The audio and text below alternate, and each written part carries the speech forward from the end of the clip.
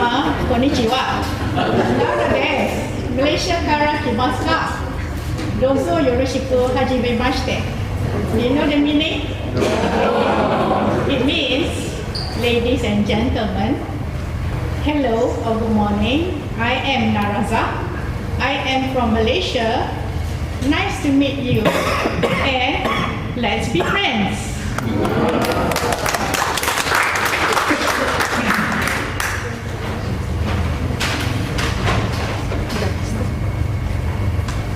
Okay. Right. When I was first accepted to be a research fellow in Japan, my first impression of Japan was wonderful stories. They are orderly, they are very respectful, they are very systematic and very punctual. And since I was thinking they are technologically advanced, maybe they also have stiff upper lip like the British. But how much is it true? And I was granted this wonderful opportunity to live in Japan for a few years. The first time I was there was in 1997 for research fellowship, and then it was for 3 months, and I fell in love with Japan. You know, I said I wanted to pursue my PhD there if given the chance. And I was lucky enough to be accepted as a PhD fellowship under the prestigious Rompaku grant, which is sponsored by JSPS, or Japanese Society for the Promotion of Science. And from there, my journey starts. You know, I learn about people, about the culture, of course, about the food.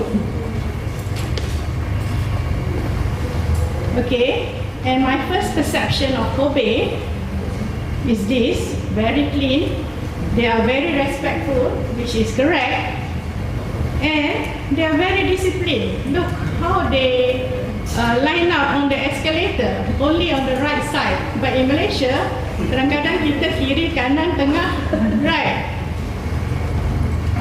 And I was also fortunate enough to be hosted by a foster family in Japan during my 3 years doing my PhD fellowship. And this is my foster family. They treated me like one of their family. During the weekends, they invited me for makan-makan, and I had the opportunity to taste all the nice Japanese food, and of course karaoke sessions. And also my journey into the sushi. Okay, so you know, you have to win the heart of your colleagues or your friends, you know, when you are in a foreign country. All right, so I learned to make sushi, and through making sushi I know about their culture, and this also gives me the opportunity to bond with them.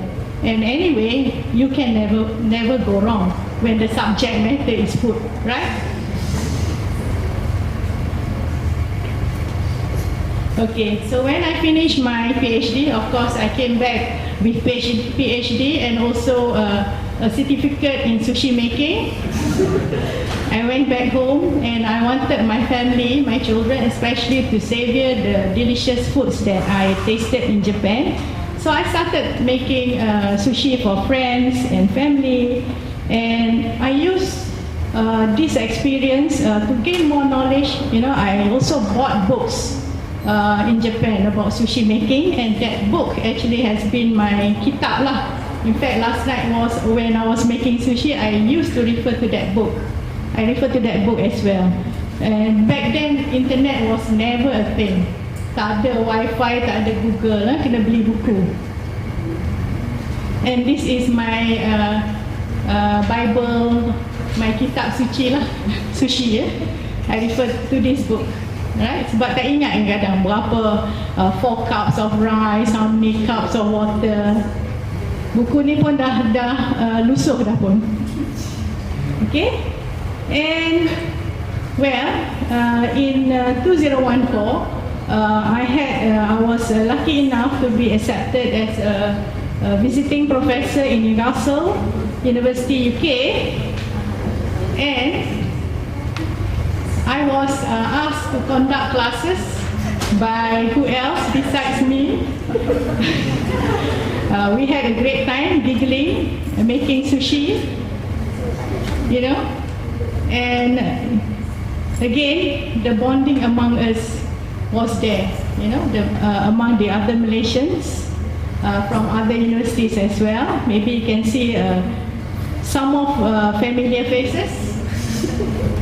Okay, so if you want to get the exact recipe, I think this is not the time, but roughly you need to have special rice, which is kale roast rice, all right, and you need to have sugar, vinegar, and salt, and the filling depends on what you like.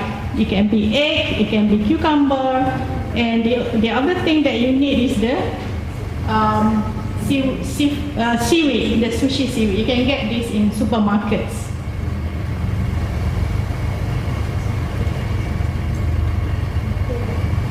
Yeah.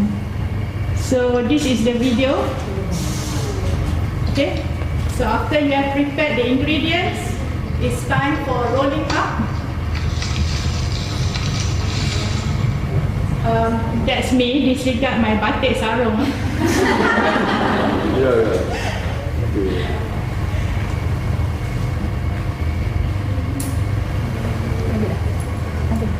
Alright, so through traveling, we enjoy, right? I'm sure many of you like to travel.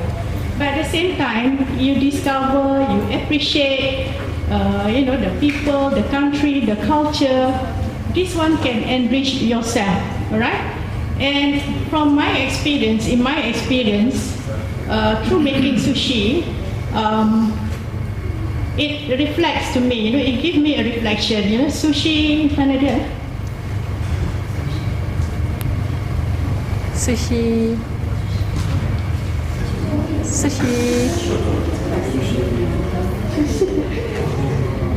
To me, sushi embodies culture, right?